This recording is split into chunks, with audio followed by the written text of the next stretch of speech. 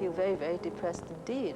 Not because I want British rule to continue, but because we're going to be returned to a communist regime. I think that they're bullies. I mean, why should one play the game entirely by their rules? I mean, when you say a British governor is irresponsible, that's strong language. Hong Kong will never be able to survive without China. China can survive without Hong Kong. What I don't know is whether they will want to have a breakdown in Peking and say, that's it. No point in talking about this anymore. Good afternoon.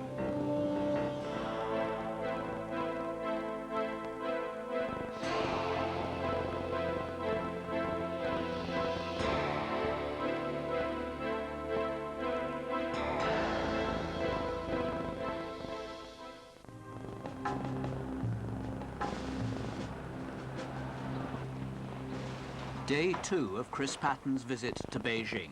Day 1 had gone badly.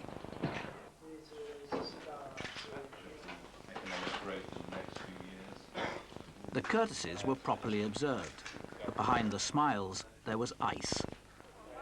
Nothing went right. They wanted to bully me off my ground, or at least get me to start making concessions. Some of them may have wanted a complete breach and just to walk away, which I think would have been unsettling. I haven't got either.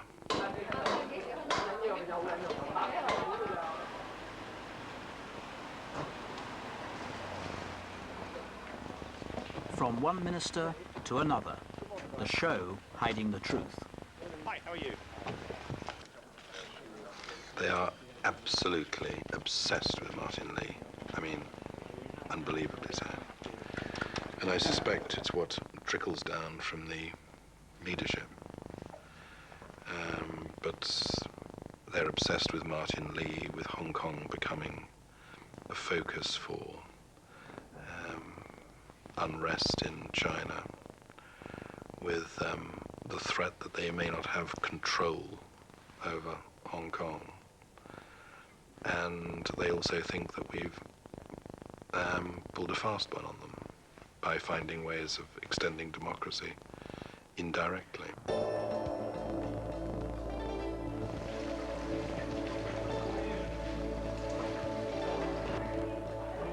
It's the custom in China to provide a banquet for official guests, however unwelcome they might be.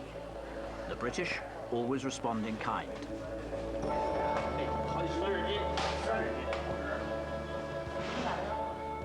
For such a formal occasion, at so testing a time, the ambassador himself took control of the seating plan. Yeah, I met her once. Well, you know you met her? Yeah, she's well, you can talk to her. Well, she's hard.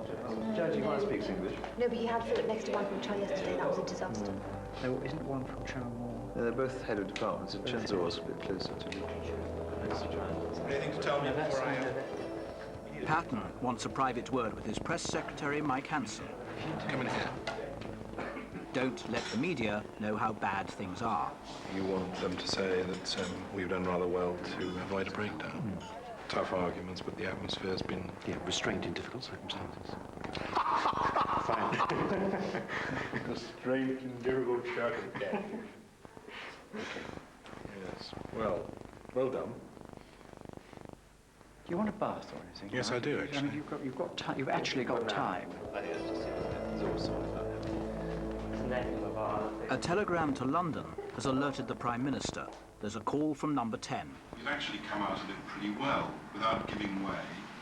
I think not looking too battered and bruised. I certainly don't find. Major is furious that the Chinese have treated Patten so roughly. He's ordered the Foreign Office to cancel a visit to London by a senior Beijing official. Patten is horrified by this overreaction and tells Major's private secretary that the Prime Minister's decision must be reversed. It would bring matters to a head in such a way that it would be more difficult for me to hold public opinion in Hong Kong. I think it would actually lose me support in Hong Kong rather than gain it. And that is my very, very strong advice. He tells Number 10 that if necessary, he will fly to London in person to talk Major out of a well-meaning but rash decision. I'd be very grateful if you could say to him, you hope that nothing final will be done until I've managed to make my own position clear. Okay, thank you. But I mean, I think it would be fake. All right? Thank you. Absolutely right, sir. You lose all your friends in Hong Kong. Can we now? The Prime Minister was in Cabinet. When told of Patten's views, he agreed to let the visit go ahead. The immediate crisis was over. This is what we think is right for Hong Kong. It doesn't infringe the basic law, but China doesn't agree. Hansen briefed the press. Restraint in difficult circumstances. And then that might erode a bit of the confidence. And then a month later, you still don't have an agreement. It might erode a little bit more. You might lose it all by the time it has to go to LegCo. So the vote in LegCo will be against. That's all right. And then what's he going to do for the next 4 years? Live with it. At the end of the day, that's what it amounts to. LegCo has to decide. Patten can't decide. All he can do is propose. But you're asking hypothetical questions, and you know the answer to hypothetical questions. Look, can't you just... We can end this conversation fairly quickly. It's very simple. It goes to EXCO, it goes to LegCo, and there's a vote. End of issue. As he waits for his Chinese guests, the ambassador is uneasy. We've had actually quite a lot of crises along the way since '84, and I've been involved in most of them. I don't yet regard this one as among the most serious of them, but it could become quite serious because the governor has certain things he wants to do about the elections, and they are important things. But the question is, will Hong Kong people follow him when the Chinese turn the heat on, which they probably will? What will the Chinese do? They will say, I think, as they've already been hinting, if we can't reach agreement on these constitutional matters of political development, they will say, if that's the case, if the governor won't listen to reason, I mean, they put it differently, then we will do our own thing in 1997. And then they will try, through their propaganda, to frighten LegCo off so that it doesn't pass the necessary legislation, frighten public opinion and so forth. So it will be pretty hard for the governor to maintain leadership. Excuse me, I'm sorry, Mr. Your guests are here. Please go. Well,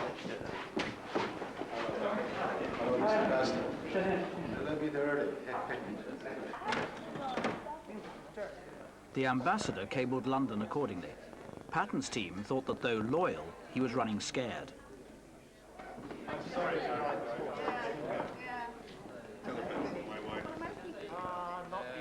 Behind the diplomatic niceties, the tension was palpable.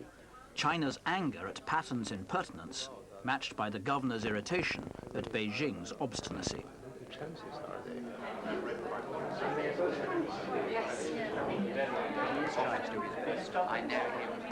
The visit had achieved nothing.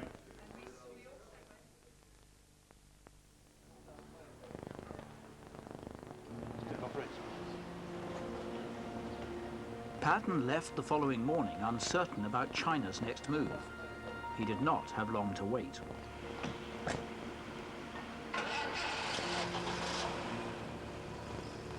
The governor had barely left Chinese soil before his opposite number delivered his parting shot. We do not want to make public the differences between our two sides. In our view, the essence of the issue or the essence of our differences is not whether the pace of democracy in Hong Kong should be accelerated. The essence, according to us, is whether there should be still cooperation or whether there will be confrontation. If the other side insists on confrontation, we have no other choice. Cabin 765 and taxi to hold behind main artery. Whereabouts do we go? The governor arrived back in Hong Kong unaware of what Lu Ping had said. It's pretty cold here. He was met by his chief secretary, Sir David Ford, who was similarly ignorant of the fact that Beijing was now on the diplomatic warpath. Patten prepared to meet the Hong Kong media. Nothing very... Hong Kong people seem to be holding their nerve pretty well. Good editorials today. That was a good sign, I thought.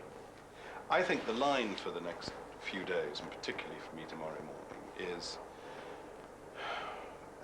we really can't call constructive cooperation saying no to anything the Hong Kong government ever puts forward, but refusing to suggest what should be done instead.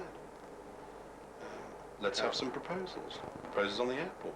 Proposals on constitutional development. Sure. Right. I think that people in Hong Kong would be very surprised if all that we were to hear was criticism and not alternative proposals on the airport or, much more important, political development. If people don't like my proposals, I think people in Hong Kong would expect them to put forward their own proposals, their own alternatives. Thank you very much indeed.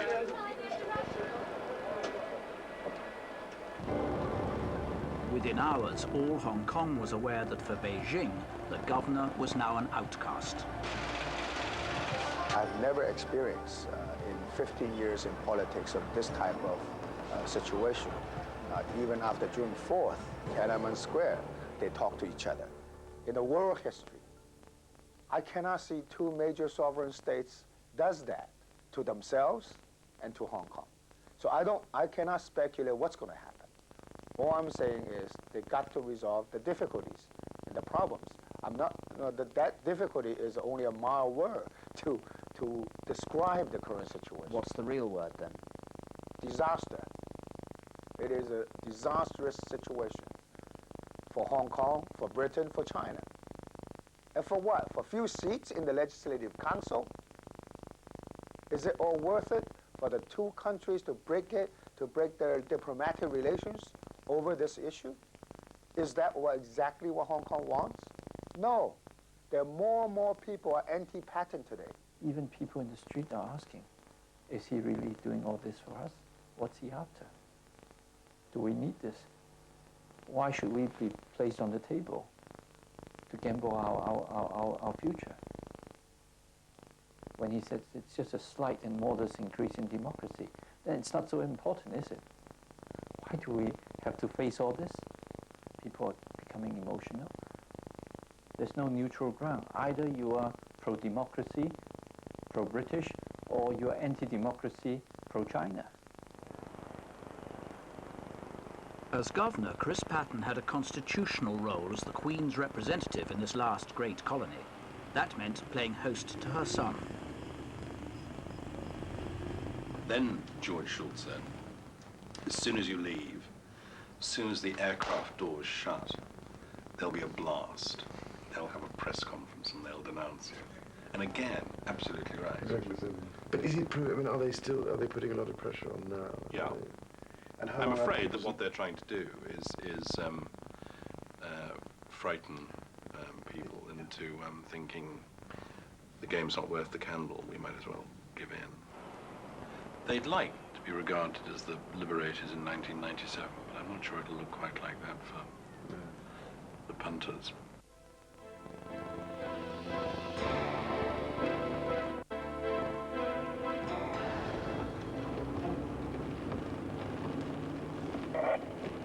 The First Lady, Lavender Patten, also had official duties. As the patron of more than 40 charities, the once reticent politician's wife had to be a star in her own right. And by common consent, she was. And now I'll show you a new constructed room for speed program.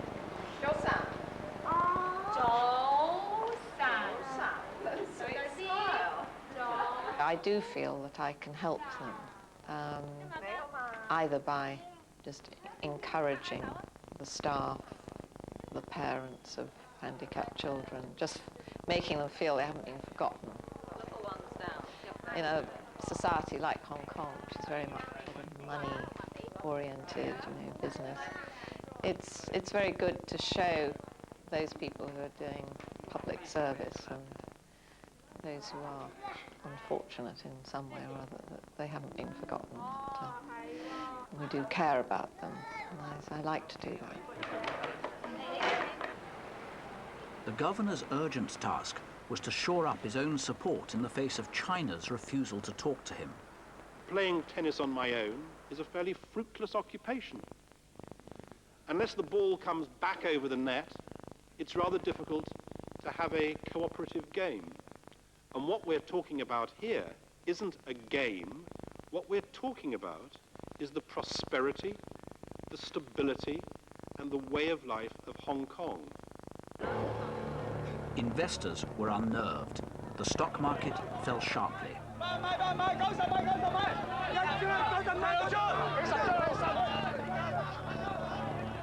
Were it to nosedive, property values would collapse.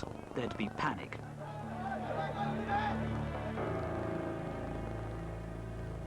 The tycoons and their allies chose this moment to go public. Big business openly against the governor. To run the risk of developing a political structure which will likely be dismantled in 4.5 years' time is just not acceptable to us. In public, Patten said nothing, concealing his contempt. I think it's well known that Vincent Low is very close to Peking. He and others were very active in putting Peking's case. Beijing itself was also very active. Some people have been made nervous by old-fashioned threats or intimidation. Unless you denounce Patten and his works now, you'll have great difficulty getting this or that franchise after 1997. You'll have great difficulty doing business in Guangdong. I mean, that point is put very bluntly and openly to people. You know that for a fact? Oh, I know that for a 18-carat fact, including some all sorts of ways, some of which would offend your and my civil libertarian consciences. The murmurings against Patten in Hong Kong found a ready echo here at Westminster and in Whitehall. Some of the Foreign Office establishment, those so-called sinologists who had a free hand to negotiate with Beijing until Patten came along, deplored what they regarded as his combative stance towards China. And they chose this moment to go public. My lords, while I very greatly admire the way in which Mr. Patten has endeared himself to people in Hong Kong in such a very short space of time, will the government keep firmly in mind that the reforms he has proposed will be quite valueless to the people of Hong Kong in the long term unless they can be carried through 1997? Is it not a great pity that this dispute over electoral matters should have developed into what amounts to a major confrontation?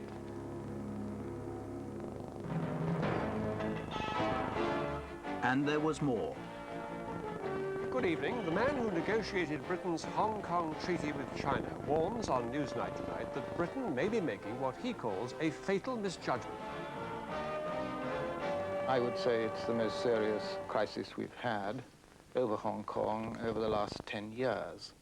And to find anything like the same state of tension, I think I'd have to go back to the Cultural Revolution in the 60s. Until his retirement just before Patten's appointment, Craddock had been the architect of Britain's relations with China. He now emerged as the governor's most bitter critic, saying publicly what others in the Foreign Office were saying in private, that Patten had blown it. His explanation? Touches of the old British arrogance with respect to China, that we can force them, face them down.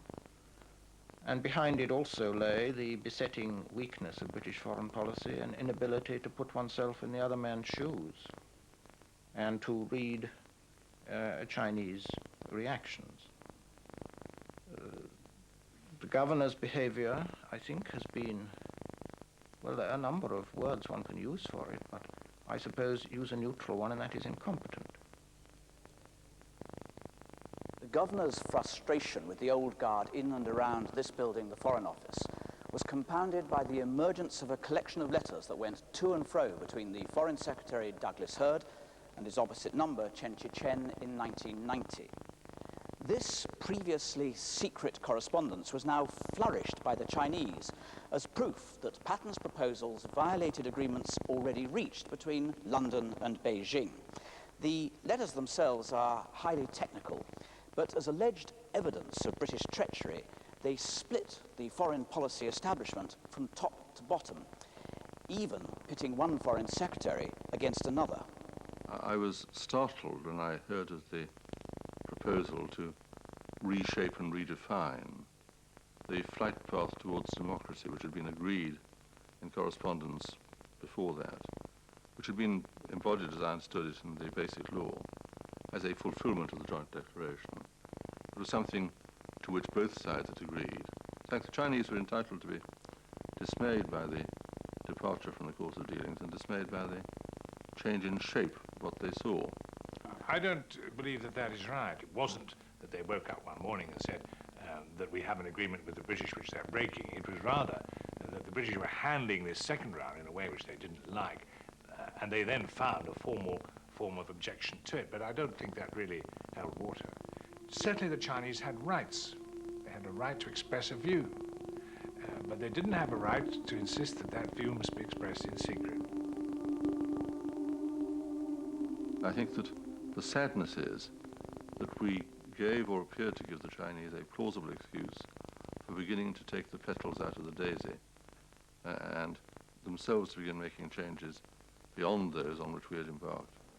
For the future record, Lord Howe went even further. It would have been so much better if Hong Kong had got in place a governor who could have played that crucial part of managing the process of transition right up to the last moment. What's happening this morning?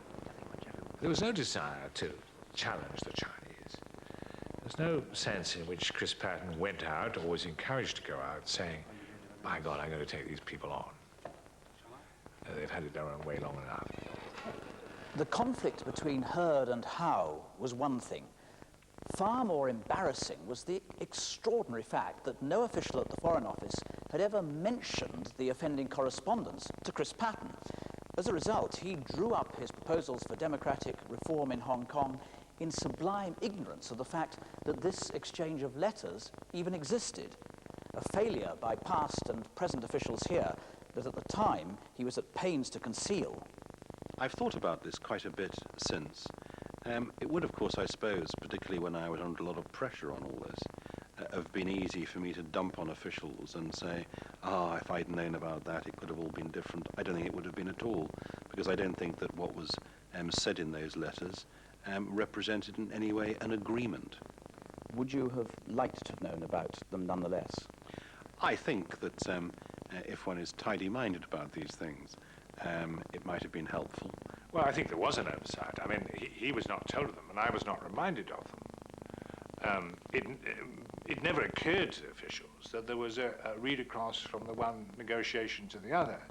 But they should have told him. I mean, he was a newcomer to it. They should have told him. I think all that happened was that it put us unnecessarily on the back foot.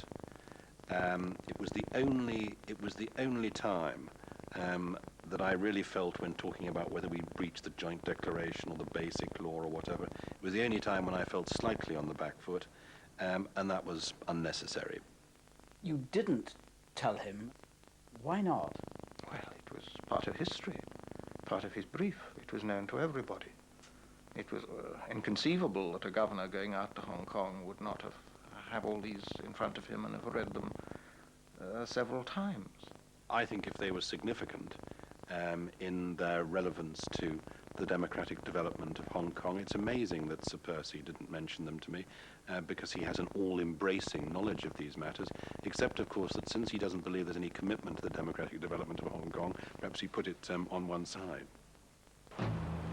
Patten flew to London for meetings with the Prime Minister and the Foreign Secretary. Their task, to demonstrate to the Chinese that he still had the support of the cabinet.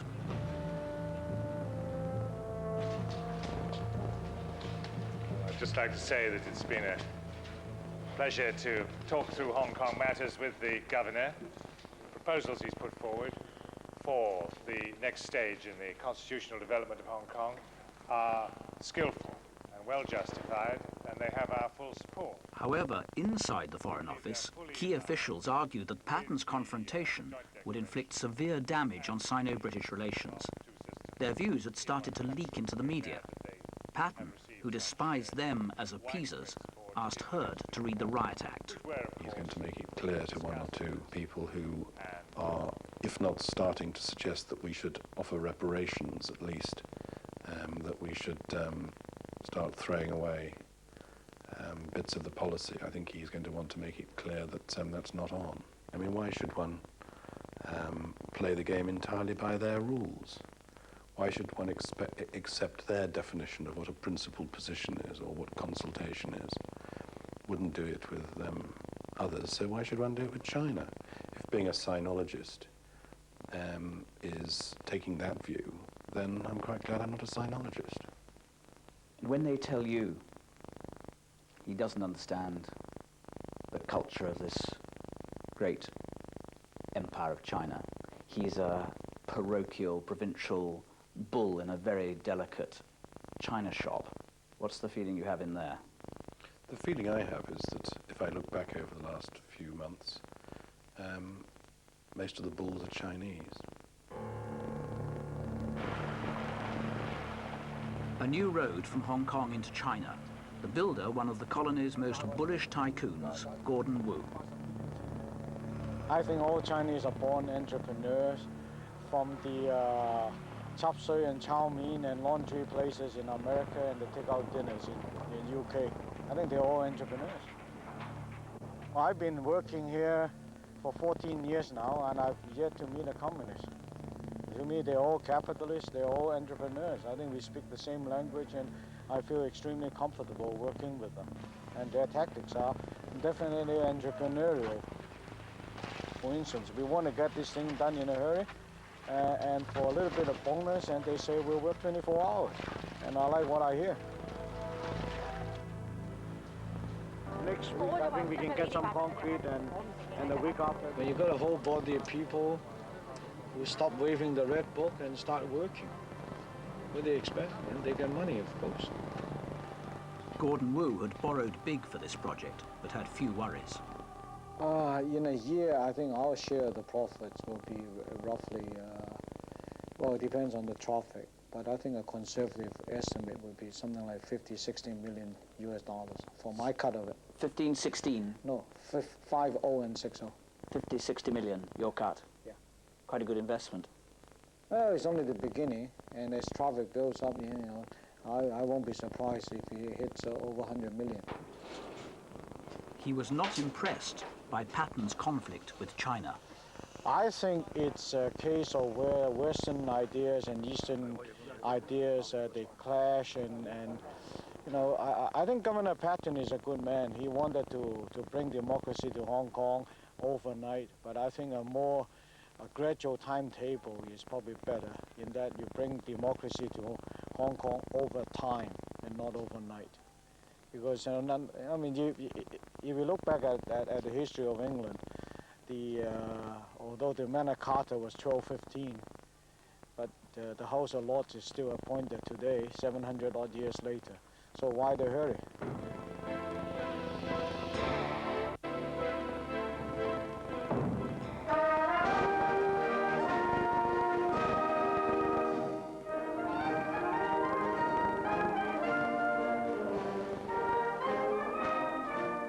At Government House, the rituals of colonial life were still intact. In this case, an investiture. Patten standing in for the Queen. As always, civil servants took most of the gongs, but their loyalty to the Crown was under severe strain. By command of Her Majesty the Queen, I will present British Empire medals. In the firing line as government officials, many of them were unnerved by the stridency with which China now warned Hong Kong against Patten. I don't want to underestimate that. They really gave us hell last week. They put immense pressure on the business community, from brutal threats to gentle persuasion. Whatever would work, they used it. They panicked the business community, they panicked the stock exchange, they panicked a good proportion of the public, and they panicked a fair proportion of the civil service. The civil service is very vulnerable. A great many of them feel it is not worth the battle. So why on earth are you leading us into a battle that we can't possibly win? You're preparing to make yourselves heroes or salve your own consciences, but it's we that are going to have to be here after 1997. 欠国之人，小偷、骗夫、咒士、贪国无者，是正直的政客，是正直的政客。 By the end of the year, public opinion had started to desert the governor, and the pressure got to him. Oh, I think the governor went through a bad patch in the past 10 days or so as the campaign against us gathered pace. He became a bit quiet and gloomy, I think, but there's a reason for that, and I think I've worked out that he has a way of coping with pressure. When he looks at what might go wrong. Now, some people would look at what might go wrong very coldly, analytically, just analyze it, put it on one side. He doesn't do that. He sort of lives it for a while. Well, this could go wrong now. How would we respond to that? How would we cope with it? What would it feel like to have to cope with that? Now, he goes through that sort of process, thinks himself into it, and rehearses it emotionally, not coldly. I wouldn't discount the unnerving nature of some of what's been happening. And I wouldn't underestimate the extent to which one does sometimes wonder, was it all worth it? Should I have settled for improving my tennis and having a quiet life and giving in gracefully? But the way they're behaving and the way they do behave actually makes me feel even more strongly that what we're trying to do is right. Otherwise, what is Hong Kong going to be like after 1997? Some of the things that have been going on, as you know, are just awful. Was last week, for you, the blackest week so far? How black was it?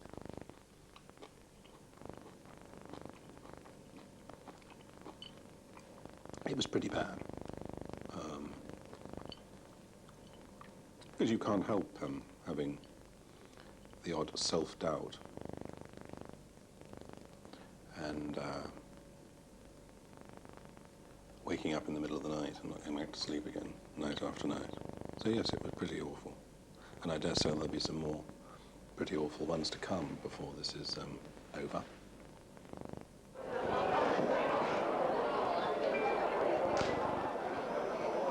Good afternoon, sir. Hi, how are you? There was no respite. Patten decided to redouble his efforts, to go out among the people, to restore confidence, and to keep his nerve. He did still have fans. Hello. I'm the president of Hong Kong Outstanding Students Association. Here is my name too. Oh, he's just like a political star.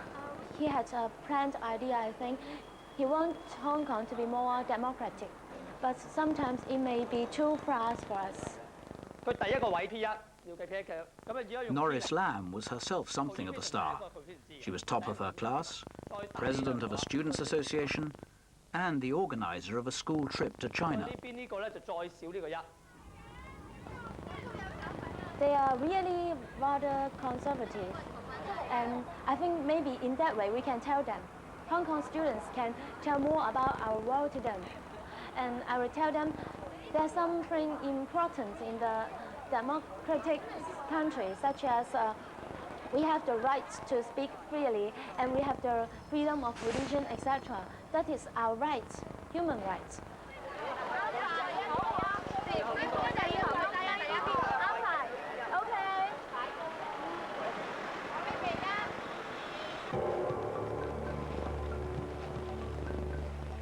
Their Chinese hosts took them on the usual tourist route. Perplexingly, for a first visit, this included a firing range, courtesy of the People's Liberation Army.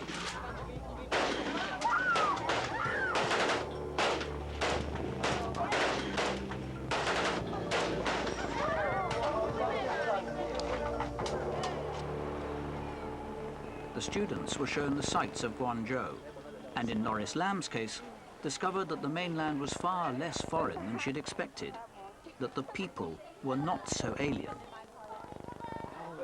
Except, that is, when it came to matters of ideology and education. 我諗呢方面可能即係從小學啊，即係政府對呢方面嘅教育比較強烈啦。我覺得中國咧就好細咧，就希望灌輸到你對中國嘅熱愛係歸屬感同埋服從上一級嘅服從上一級分配之類嘅思想。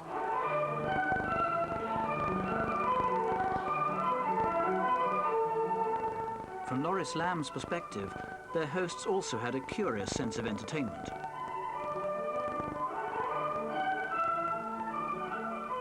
Not that the traditional dances were other than delightful, but simply that they seemed to belong to a different age, a different culture, and a very different official outlook.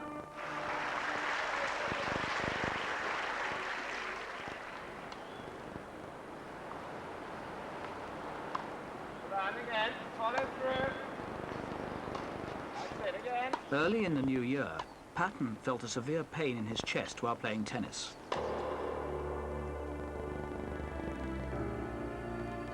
He entered hospital for tests, which showed blocked arteries.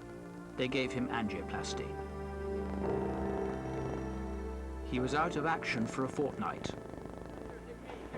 And then, his spirits restored, he was once more on the offensive, urging the Legislative Council to stand up against China.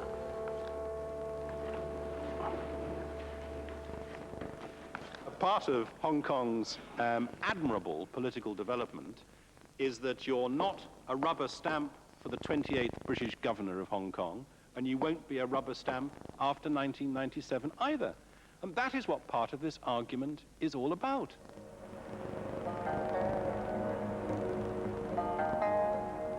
China had not quite shut the door on negotiations with Britain about Patten's reforms. There were talks about talks. What they have set up to date is, before we talk, the triple violator, your humble servant, must actually withdraw his proposals. Now they say the triple violator must withdraw his proposals, but they don't say we won't talk unless he withdraws his proposals.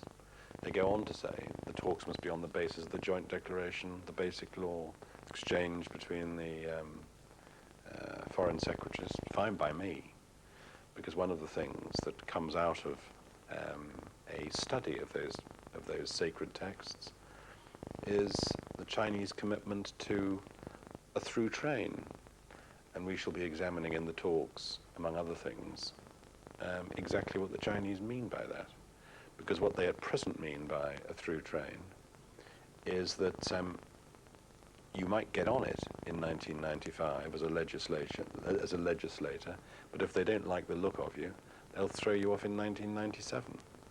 Some train. And if the talks were to start, what were the odds of success? 3-1 against. A few days later, the talks about talks turned into negotiations proper. Although he was pretty pessimistic about their prospects, he had no choice but to give them a go.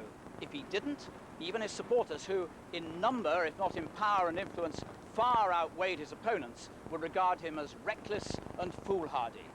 That decision made, Patten took his case to the Americans.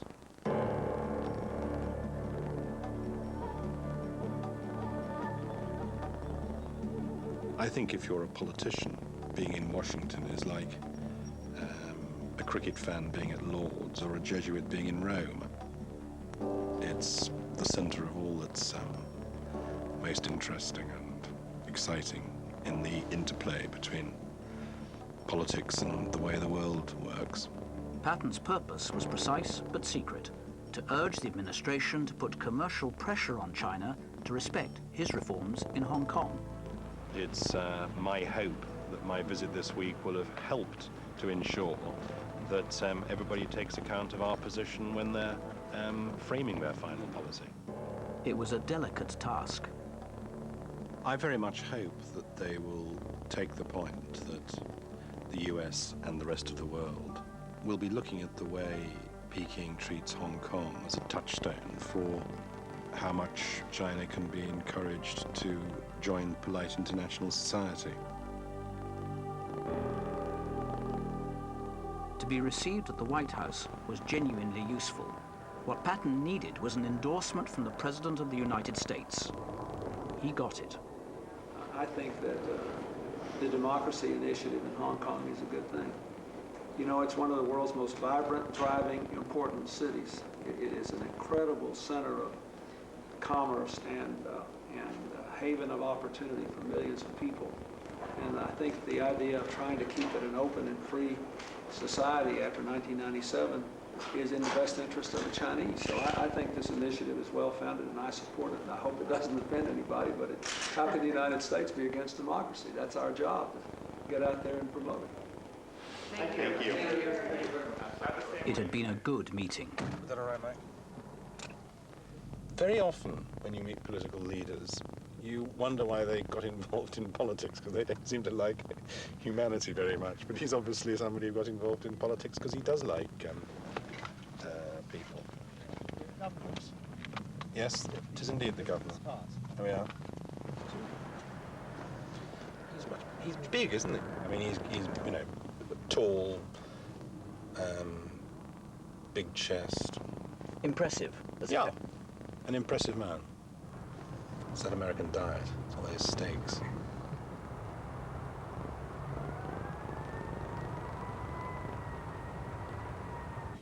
Hong Kong was not only a litmus test for the Americans, it also had great pulling power for the British, not least for the governor's former colleagues, all of whom deemed it vital to pay a call. You've got Gillian Shepherd, Virginia Bottomley. Yeah, they're in September. Then Baroness Chalker, and it goes on and on. Well, like the Brits or Hill. But there was serious business as well. The talks with China in Beijing had reached round 3. Bernard's here. Do you know, pull people in? Patten's team is assembled to assess progress. Government Towers, just to let you know, we've got a telegram in from Peking. We've picked up after 4:45. Oh, could you put me through to the embassy in Peking, please? Although the negotiations are being conducted by Britain's ambassador in Beijing, the governor and his team are in charge of British policy. It's their job to judge whether China is willing to compromise and how Britain should respond. They were going to give some ground, but it would be characteristic of them to have one last push on their principles first. And the way they tell it, it does read a bit as though that might be about to happen. But one can't be sure. They could just keep us up for another 2 days. I mean, that, if they want to step round the hole which they've dug in the road, that actually helps them to do so, doesn't it? When in doubt, denounce the governor. Yeah. Yes. Make sure you denounce the governor somewhere. Yeah. Plan unfolds, as the minister would say. Two-word telegram, we agree? Yeah. Carry on. Yes, carry on. Carry on. Meantime, we're going off this weekend. The helicopters were Overlooking Hong Kong Harbour.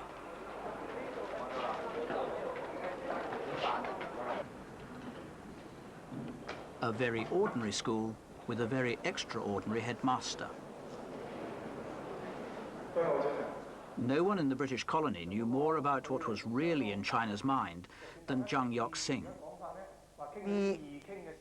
Yes, when I became interested in politics and in China, coincided with the most perhaps chaotic years in the mainland, the Cultural Revolution. Zhang Yok-sing was a student radical who found himself caught up in the fervour of the Maoist upheaval, an upheaval which seeped across the border into Hong Kong. There was much violence. Demonstrators and police officers were killed. The British almost lost control. The student, now the head teacher, became a communist. I believe in Marxism. I believe, well, in most of the theories Marx put forward, but not in the sense that I belong to any communist political party. He is, however, the leader of the pro-Beijing Democratic Alliance Party. I have to take the Beijing line as far as possible. And I also feel that it is my duty because I believe that there is still an imbalance in the sort of information, commentary that the public in Hong Kong are getting from the media and from other public figures. He keeps close contact with the leaders in Beijing, and he does know their thinking. The Chinese, of course, have always said that they are not going to compromise on matters of principle. And where the Chinese believe that Mr. Patten's proposals are in blatant violation of the principle of convergence basic law and previous agreements between the two governments, the Chinese won't budge. On the other hand, of course, the Chinese still believe that Mr. Patten is now trying to make trouble with the intention of setting up an independent political force in Hong Kong to oppose the Beijing government after 1997. In another part of the city, a very different perspective. Grace Wu buys and sells Ming furniture, imported from China and sold to the rest of the world. Her showroom is a magnet for international collectors, but she and her colleagues walk a fine line with China. If they smuggle things in furniture out, let's say, that's because the wood is prohibited, but the category is not. And if they were caught, it's a fine. But if it's cultural heritage objects, when wood, then it's death.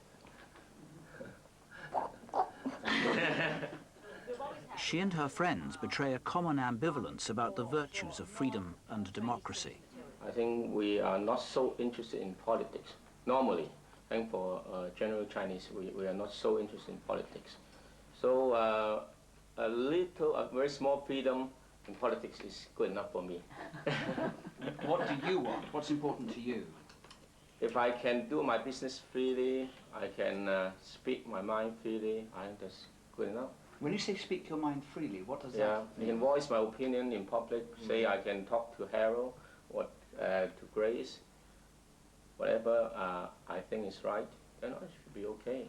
And I won't get into politics. No, he means except politics. Except politics. Yeah, that's right. Yeah. I know it's a good idea that people's rights are respected and that difference of opinion should be allowed this space. Yes, intellectually. But how important is it to you? You're saying it's important. It's important to me. It's important enough to make you say or go? Enough to make me go. It's important to me, but having said that, I understand, because of the long tradition of our history, I understand why people can feel that, well, if I'm not in politics... Politics is not my concern anyway.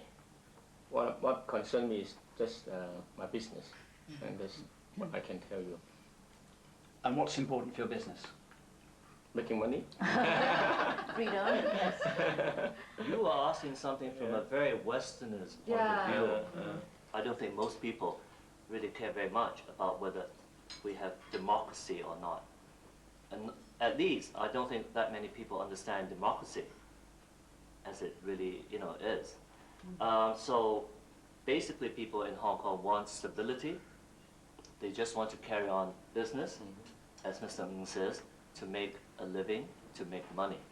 You go straight to the basic. Yeah. Yes, the prosperity, the money factor. You go on the street. That's all it boils down to. Money? Yes, I would say so. Sir Percy Craddock is due in town shortly. The bunting is out.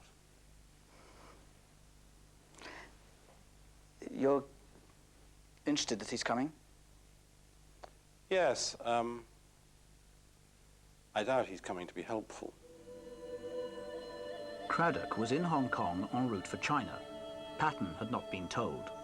Then he discovered that officials in the Foreign Office had given their former master a full briefing before his departure. I was, as they say in Noel Coward plays, crawls. And did you get on to the Foreign Office and tell them, stop being helpful? Yes. And I insisted that they asked Sir Percy Craddock not to go. And I insisted that they stop briefing him. Craddock was unrepentant. If we were really interested in Hong Kong, we could revert to cooperation with the Chinese. It would be painful, it would be humiliating, but if we're concerned with Hong Kong and not with ourselves, we should be ready to do it. If we don't do it, then the question is, whom are we trying to benefit? Who are we fighting for? So I'm afraid people will be tempted to draw the conclusion that in the end we think more of our own prestige, more of our own consistency, more about making heroic gestures here, than about the welfare of the people we are committed to protect. I think we are in danger of failing in our responsibilities towards Hong Kong. That's a very harsh charge to lay against Chris Patten, that he's putting himself before the people of Hong Kong, effectively. If that is the conclusion to be drawn, I can't see that it's to be avoided. I think Sir Percy, for reasons which I'm sure he'll explain to the world, has moved from being a critic on the sideline to actively working to screw up what we're doing. I guess because, well, any guesses on my part are excessively speculative, so I better not say one. What is the guess? Maybe success would be too painful. Would you prefer in '97 to be saying, I'm very sorry, I was wrong and Patten was right, or is there an element of hubris which makes one say, I have to believe that I am right, and if he turns out to be right, that would be for me a personal disaster? I think that's a very unfair question, Jonathan. In London, Craddock's former colleagues waited for the latest news from the British Embassy in Beijing, where the talks with China had entered the 6th round.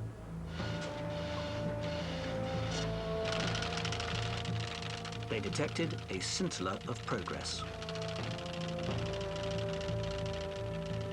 It's quite important, I think, that they have dropped this idea that they can force a concession out of us on one issue before they move on to the next one. Yeah. I mean, that's ground really gained, I think. We've got some views, they're not, frankly, very good views on these functional constituencies, but it's grist to be working with. And I think we now go on and try and get at least the same level of detail on the election committee, which is a crucial next step. I think so. As you say, they really have decided that salami tactics aren't going to work, that we're going to insist that we have everything else on the table before we're going to be able to work out the parameters for a possible deal. I think the fact the governor's coming back next week has also obviously concentrated minds, and they've wanted to try and improve the atmosphere a bit in advance of that. There's also the international aspect, I suppose. I think that's true. I mean, they've just had this decision by President Clinton on MFN, which has renewed, but subject to conditions next year, so they're not completely off the hook. But it's a very small movement, and all it means is that we've now begun the proper negotiations that we should have begun last November. Yeah, I don't know if this is the end of the opening or the beginning of the middle game. It's certainly nothing further down the line than that. I think we'd better have a brief for the Secretary of State to use at the Cabinet Committee. Reports number 10. Clearing it back with Hong Kong, which we can do. Yeah. I mean, we'll fax that out as soon as we've got it. And get an answer back by, well, a couple of hours' time, I suppose, before they go off the air in Hong Kong.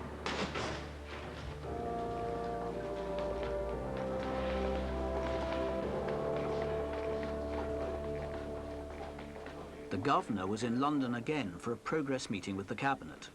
At least, that was the ostensible purpose. Once again, however, there was an ulterior motive. I'll tell you when we're inside. It's one of three options. Today's meeting was a political event, It might not have been like that, but it was to demonstrate the harmony between London and Hong Kong, the complete commitment We have no difficulty to the approach that we've taken. We are keen that these discussions should continue. Our mild but growing impatience and shared objectives in the talks, and to give a little burnishing to the threat of the mad governor breaking loose again. When these talks were about to start, you gave them 3-1 against a deal. What's the rating now, the betting? I think about 50-50, which is a mark of how far we've come. I mean, at every stage, you sit there politely for a time and they shout and rave, and then it happens. The talks went on and on, round after round in the fruitless search for compromise. We, on the British side, are approaching these discussions in a positive and constructive. Are not prepared to stand up for Hong Kong's way of life today, what chance of doing so tomorrow? I cannot see how so many intelligent people sitting down together for 100 hours achieving so little. I think it's just ridiculous. It's worse than the Sino-British negotiations in 83, 84, where even the sovereignty of Hong Kong was settled. Will not be put forward to LegCo for the time being, and that's the present position. We now have only weeks rather than months to conclude these talks. First of all, the Chinese officials have to come round to the understanding that there is no big conspiracy behind the British proposals for political reform in Hong Kong. Really can't. I haven't got anything new to say. Judging by the way Chris Patten is getting across his points, I think we're very close to a breakdown in the political talks. What I fear is a miscalculation.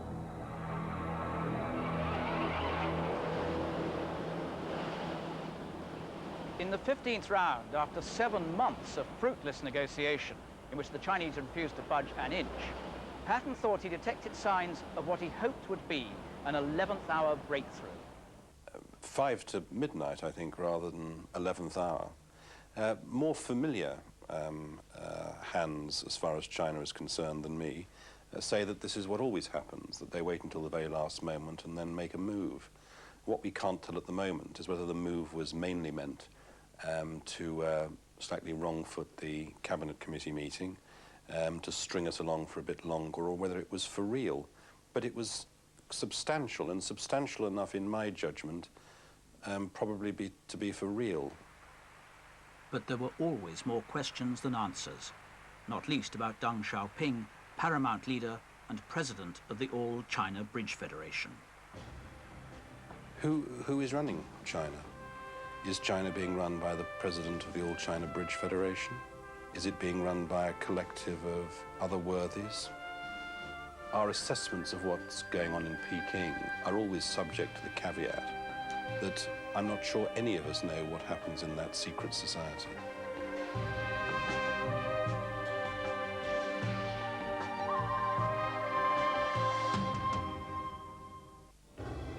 He said, look, I could walk in and take the whole lot this afternoon.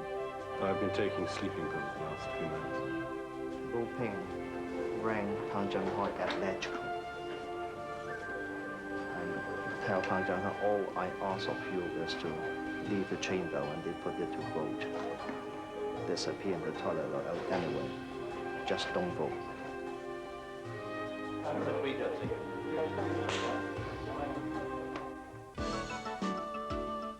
跟住係播映有線